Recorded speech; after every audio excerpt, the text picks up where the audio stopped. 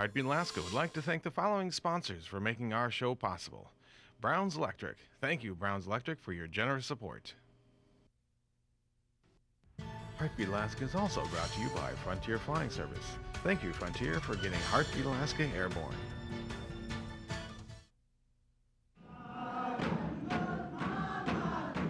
Heartbeat Alaska would like to thank Cognac Incorporated. Without their support, this show would not be possible.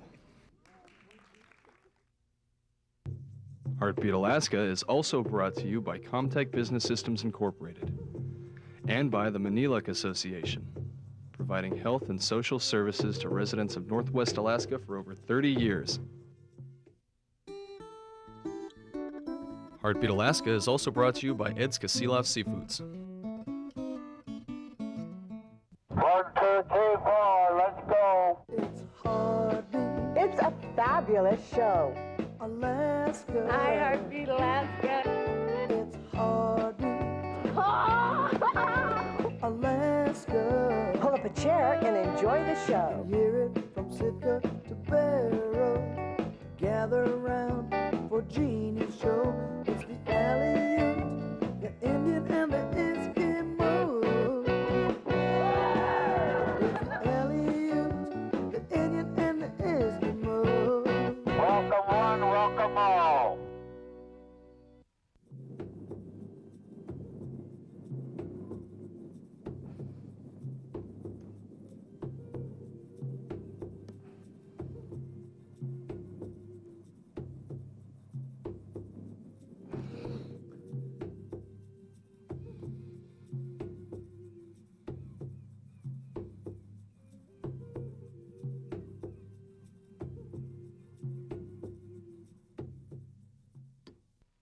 Hello, everyone, and welcome to Heartbeat Alaska Native News and Information. I'm Jeannie Green. Today, we travel to a village where their land claim is still not settled. A village north of Anchorage. We're going to Ahtna land.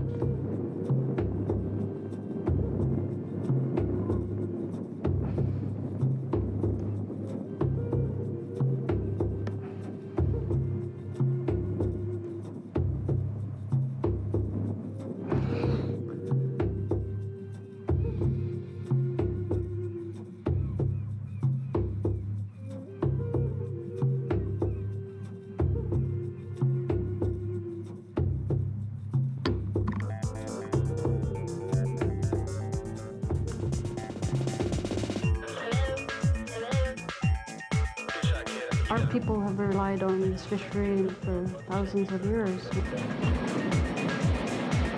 There have been people fishing here at Chitina for well over 100 years, not just native peoples. We had our gates crashed. I had guns pulled on me. We've had a couple of kids almost killed. One was knocked off his bike and his bike was thrown in the ditch. As with any group, there's always a few that do things that make the rest look bad.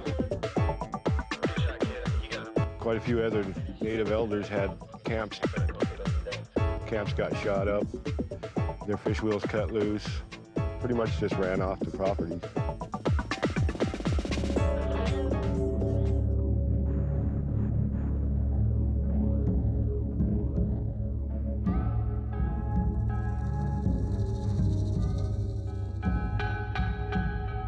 For thousands of years, the Ahtna people lived in the broad valley of the Copper River. The fish, animals, and plants in this valley provided everything they needed.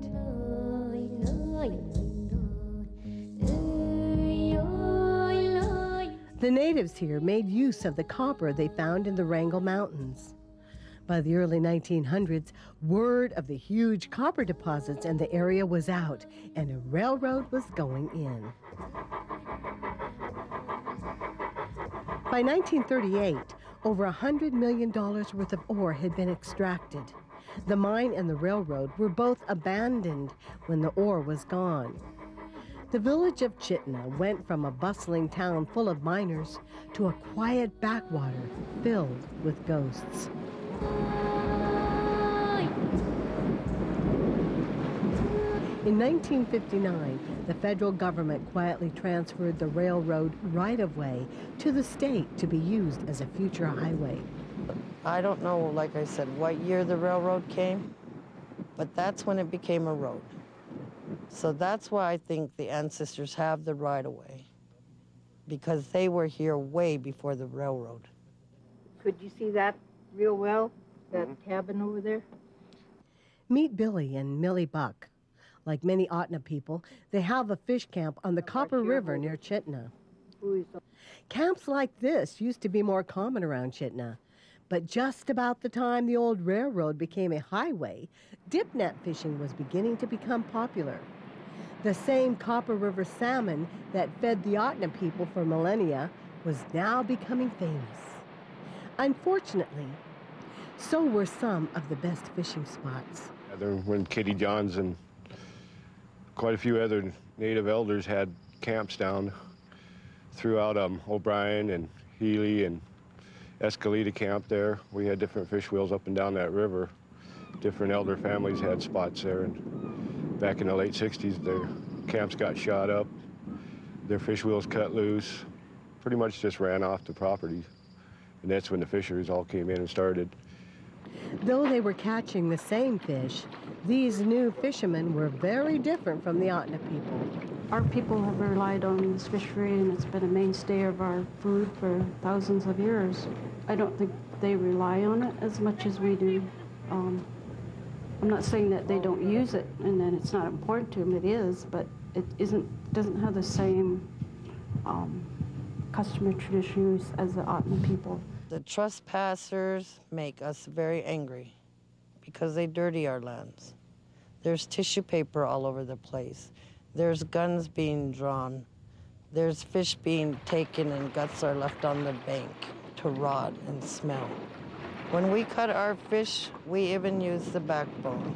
It's our survival. It feeds our kids. It feeds our families. It provides for our animals, because we don't waste nothing.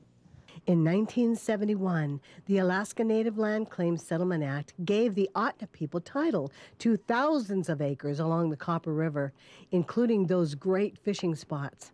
End of story, right? Wrong.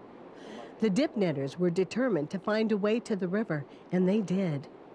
Remember that old railroad bed that was eventually going to be a highway? Well, it's a dirt road now, but since it was designated as a highway, it's technically 300 feet wide. This area is called the right-of-way. The idea is to leave room for possible expansion of the road for later.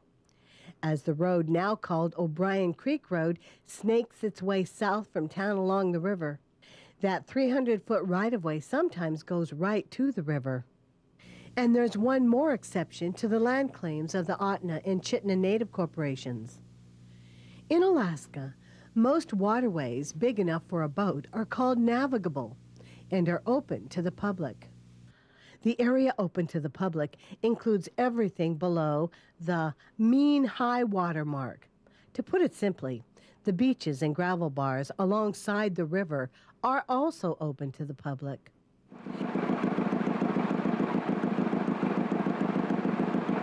Welcome to O'Brien Creek, one of the most popular spots for dip netters on the Copper River. Here, the road opens onto this gravel bar, so dip netters can drive directly from the right-of-way to the riverbed. Currently, we're standing right in the center of the road that brings you from Chitina down to O'Brien Creek and further on down to Haley Creek and Escalita Creek. This is the state of Alaska's right-of-way claim. They say they have 300 feet. 150 feet from each side of the center of this road. They have gone through with the surveyor and surveyed the center line of the road and have put it on a map. They've also taken and surveyed the edge of the Copper River, and that's meandering the river, to establish where the high water mark is on that river. And anything uplands of that high water mark is considered private property up to the point of the right-of-way. That's 150 feet from the center line where we're standing currently.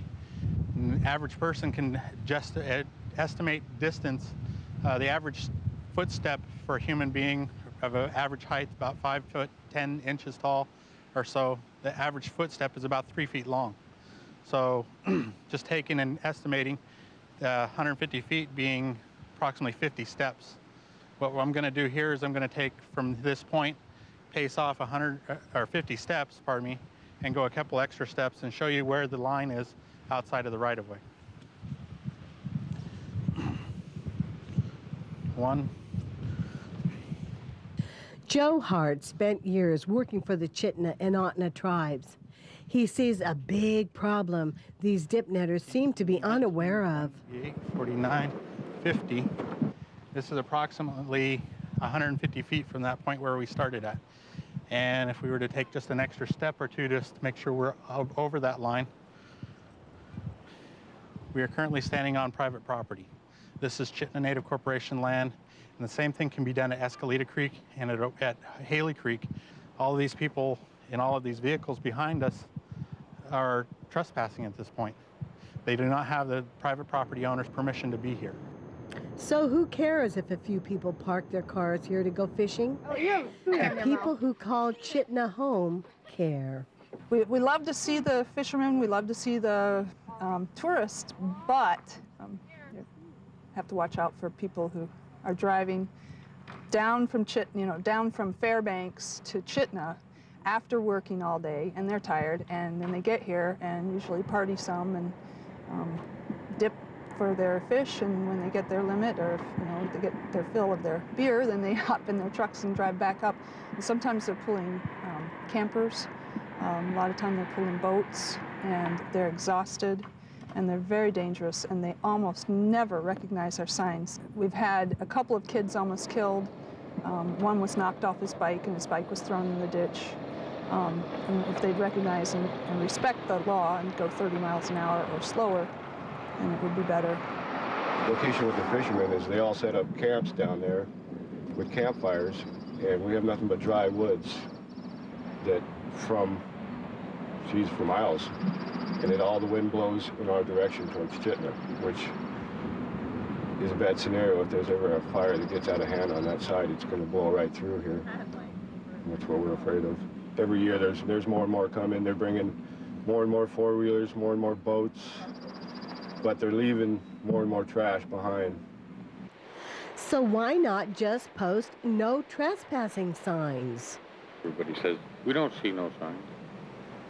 And if you look around, you'll see the signs posted all over on the trees. And they use that for a campground. And that's trespassing on private property there. Yeah, they take off the signs, and that way they can say they never seen them before. Dan Stevens lives here in Chitina. You might say he and his little Subaru are on the front lines of the fight to protect native lands.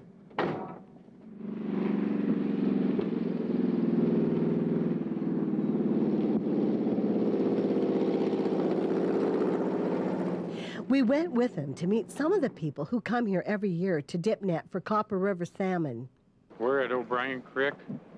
Right now we're on high mean water, which means the state owns this part, according to them. Up over in this area down here is where the old Copper River Railroad came across here. But this is our access road that goes down. Oh, man, you might as well go to the Sears Mall and look for a place to park if you get here like on 4th of July or a good weekend or something. Maybe trying to get into a shopping mall. Parking spots. We see people camped in the state's right-of-way, right up against the edge of Chitina land. Things look pretty tame while we're there, and we meet a man who simply calls himself Ace. Okay. Bottom line, we just have a trailer that we got set up to where we can move it quickly with the tubes that go down in the water where they can stand up and clean their fish. They don't have to bend over in the creek. That way it's not... There's been people falling in the river here and drowned trying to clean their fish. Ace brings his fish cleaning trailer here every year. It's parked in an area Chitina Native Corporation says is theirs. Still, Ace sees himself as part of the solution, not part of the problem. Before, every time somebody make a fling or just have to leave guts on the rocks or something like that, and birds would be fighting over it, dragging it all over the place. Well, this would be solid fish heads and fish guts. A lot of times it's mainly from the birds that pick them up and do it, but since we're down here, I don't like the smell of it myself, so we go around in the morning or in the evening when we're not busy or something like that. What stuff they do drag up now, which is a lot less than it used to be, because the last 2 years in a row there hadn't been a bear problem down here either, and that was another concern. Oh, I don't make a lot of money at all. I don't make hardly anything. But I try to help out a couple of disabled vets in the past besides myself, and then like I said this year, I've got one homeless gentleman that did not want to go on welfare or anything like that. He'd rather come down here and maybe clean some fish for some people for tips or something. No, you're not going to get rich quick down here doing the fish cleaning, that's for sure. This is Mark Ham. He does make money down here. He runs a charter boat service, essentially sort of a water taxi that brings dip netters to some of the best fishing spots around. Well, for the past 20 years, this will be the 21st year, I've had a charter business down here, operated on the Copper River. I basically take state residents who qualify to go dip netting in the personal use fishery here out and drop them off along the bank, and they catch their fish and flag them down when they're ready and come back. Well, I believe that there is no strip of land there that is actually above the high water mark where people have access on DNR land. From the right-of-way, the old Copper River Northwestern Railway, down here to the Copper River at O'Brien Creek. And the state of Alaska, through our legislature, also believes that there is no trespass that happens within that section. That's why they did away with the $25 fees. As with any group, there's always a few that do things that make the rest look bad, whether it's shooting signs on the highway, leaving garbage, doing inappropriate activities. I do know in the 20 years that I've been here in Chitina that a lot of things happen from the local peoples. The dip netters, for the most part, the majority of them, really respect this resource, and they use these fish to feed their families. And they pack their garbage out. They're very respectful of the property around. And, you know, they're willing to do what they need to do. And like I said, there's always a few that don't do that, but you're going to find that anywhere. Like most of the dip netters we met, Mark wants this resource and the lands around here to be respected. Like the folks in Chitina, he'd like to find a way for dip netters and local subsistence users to get along. There are legitimate concerns on both sides, but I believe that there are ways to work those concerns out, and putting roadblocks up or threatening people is just not an appropriate manner by which to do those things. But roadblocks are just what the people of Chitina are about to resort to.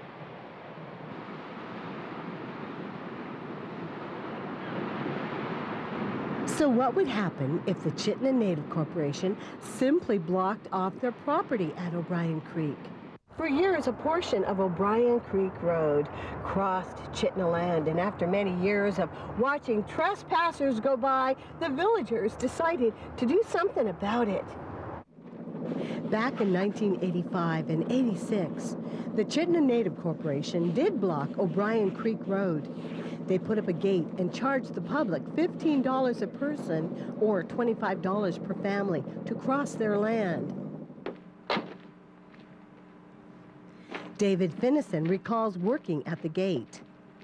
A lot of people didn't agree with that. We had our gates crashed. I had guns pulled on me. It was an intimidating situation where neither one of us won. I mean, there wasn't managed right. That's why the fee came into place later on down the road. DOT came in, punched the road in. a few years later and abolished that fee, and then we worked on a settlement. That's right. The state received so many complaints about the gate and the fee, they actually realigned O'Brien Creek Road so it no longer crossed any native lands. At that point, the village of Chitina worked out a deal with the state. The fee for the fishermen was for the trash collection, for the outhouses, and for the cleanup that we do down there. From 1991 to 2003, fishermen had to pay $10 to $25 for a permit to fish near Chitina. The state gave most of the money to Ahtna Incorporated and the Chitina Native Corporation as compensation for the trespass. Some of the money also went to the Alaska Department of Fish and Game. Chitina Native Corporation used the money to place dumpsters and outhouses on O'Brien Creek Road. They also were able to hire someone from the village to clean up. For many years, it was Dan Stevens. And in the early 90s, I was doing the campgrounds, and this is where they'd have the dumpsters, and the dumpsters would be piled with garbage because we couldn't get service down here quick enough to empty all the garbage.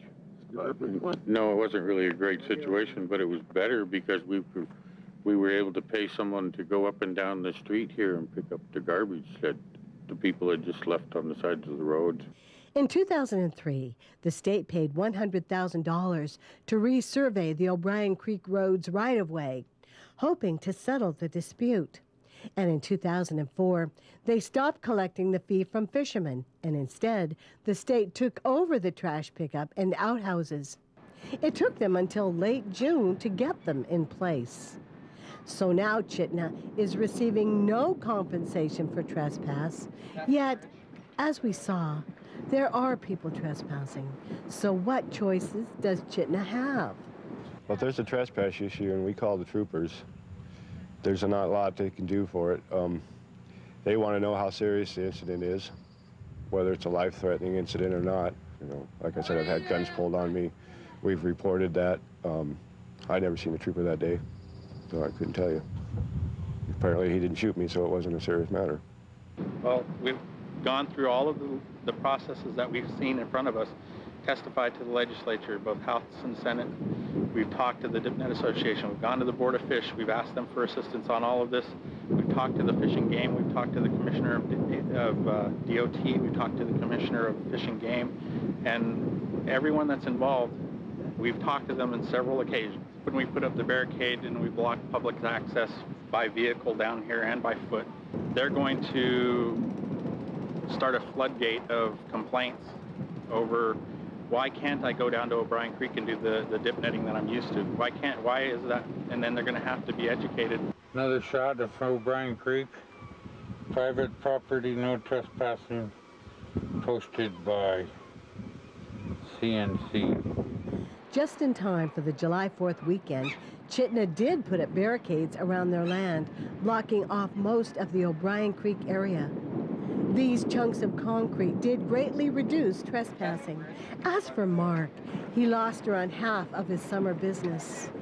I would just like to say that it's unfortunate that Alaskans have to argue and squabble over a resource that belongs to all Alaskans. And most Alaskans are good people. They like to work with other people. We have put out our hand before in the past, and we do now, to try and sit down and talk to bridge this gap without a lot of threats or innuendos or anything like that, to see if there is some way we can rectify the situation. Unfortunately, I believe there's an unwillingness to do that on the part of the corporations. Still, the dip netters want to find a solution that is good for everyone. And I don't think there'd be anybody around down here anywhere that would complain about paying the fee to set up a camp. And that, I think the only thing that I've heard from some people, and personal opinions, is they would rather it not be a handout, but they would rather it be a work together type thing.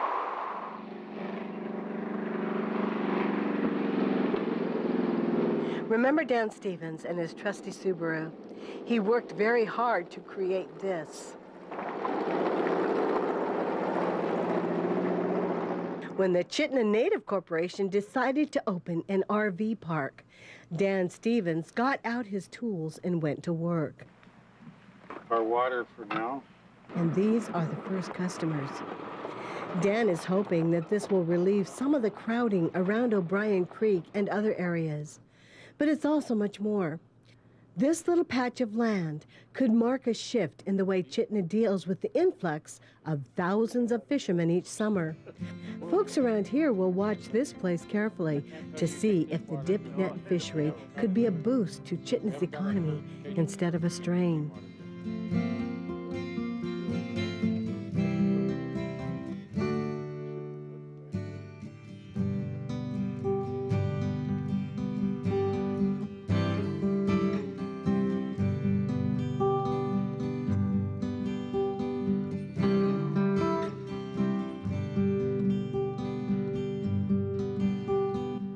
This winter, the village of Chitina, the Dipnetters Association, and the state of Alaska are going to sit down at the same table, and it'll be the first time that all three have sat down at the same table to debate this problem, and we certainly hope they find a solution. For everyone here, I'm Jeannie Green. God bless every single one of you, and join me next week as we travel again to remote villages in Alaska.